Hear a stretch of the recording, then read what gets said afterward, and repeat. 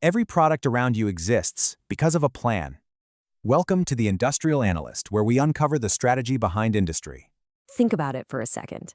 Every single thing around you, right now, exists because of a plan, a master strategy that decided what it would be, how it'd get made, and how it would find its way to you. Today, we're going to pull back the curtain and decode that hidden strategy of stuff. I mean, have you really thought about it? The journey that stuff takes is way more complex and, frankly, way more fascinating than you probably imagine. It's not some kind of magic, right? It's actually a series of incredibly smart, deliberate decisions that create this invisible global web. All right, so how are we going to tackle this? First, we'll map out that unseen global network that gets everything moving. Then, we'll look at how companies actually craft their game plan to compete and win. After that, we're going to get a peek inside the strategist's toolbox to see how they analyze everything. And finally, we'll connect all those big ideas in the boardroom right down to the products being made on the factory floor. Okay, let's dive right in with that unseen network. The foundation for pretty much all of modern life is something we call the supply chain. But trust me, it is so much more than just a bunch of trucks and boxes. Yeah, the first thing you got to do is get that image of a simple, straight chain out of your head. The key word here isn't chain, it's network. What we're really talking about is this massive, tangled, global web that connects everything from raw materials in the ground to factories, warehouses, stores, all with one goal: getting that finished product into your hands. And here's the thing, it's not just about moving physical stuff from point A to point B. A modern supply chain is alive with 3 totally critical flows happening all at once. Think of it like this. As the actual stuff, the materials and services, move forward towards you, cash is flowing backward to pay for it all. And weaving through everything, going in both directions, is the constant flow of information. Your orders, shipping updates, forecasts, you name it. Okay, so that's the what, the network itself. But what about the how? How does a company actually decide what to do within that giant web? That brings us to part 2, crafting the game plan. This is all about strategy. You see, before you can even talk about strategy, you've got to know what the end game is. And the ultimate goal for any company is to build a competitive advantage. It's not just about being in business, it's about carving out your own special space. That thing that makes customers choose you and keeps your rivals at bay. And the starting point for any good strategy really comes down to these 2 words, mission and vision. It's super simple when you think about it. The mission is your selfie. It's who we are right now. The vision?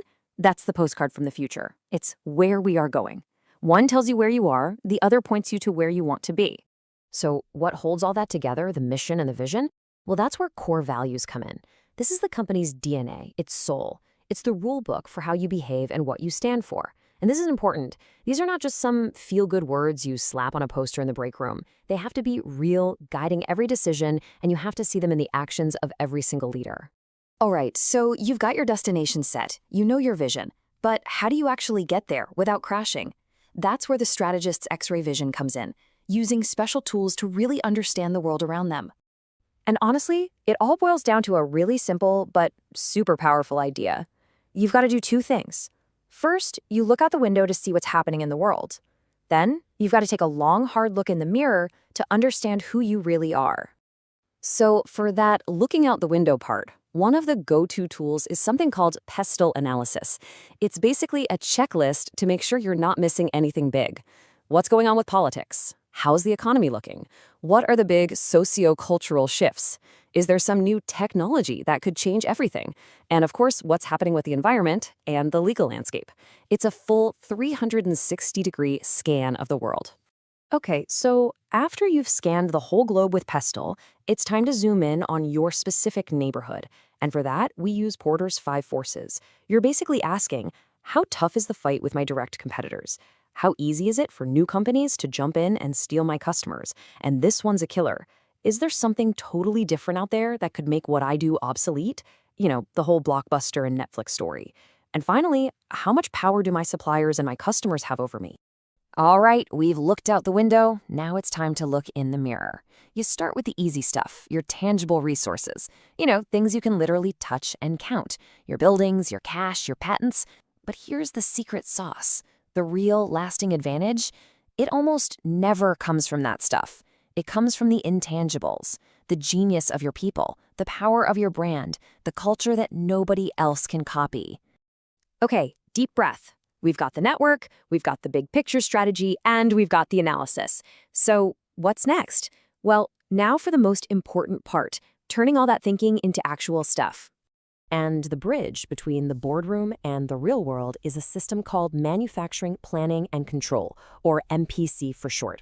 I want you to think of this as the company's central nervous system. It's what takes those grand ideas and translates them into thousands of tiny coordinated actions. The way it works is kind of like a funnel or a cascade. It starts really broad at the top and gets hyper-specific as you go down. So let's stick with a car company. Way up top, the strategic plan says, we're going to be a leader in electric cars. Okay, great. Then S&OP takes that and says, that means we need to build 50,000 of our new model this quarter. Then master scheduling says, okay, for week 1, we're building 5,000 of the blue ones. And finally, the MRP system explodes that into a massive shopping list. We need this many batteries, this many tires, this many microchips, and they need to be here on Tuesday at 8 a.m. sharp. But, and this is the really clever part, this is not a one-way street. It's what we call a closed-loop system. That means while all those plans are flowing down, real-world data and performance feedback are constantly flowing back up. So if a supplier is late or a machine breaks down, the plan can adjust. It's a living, breathing system that's always learning. So, if you remember one thing from all of this, let it be this. There is a direct, unbroken line that connects a company's highest, most pie-in-the-sky vision straight down to the nuts and bolts of the product you're holding in your hand. Strategy isn't just a PowerPoint deck. It's the literal blueprint for reality. And that brings us right back to where we started, with you. So the next time you pick up your phone or sip your coffee, take a second. Ask yourself, what invisible web of plans, what master strategy had to come together perfectly to bring this one thing into my world? What unseen strategies are shaping your world right now?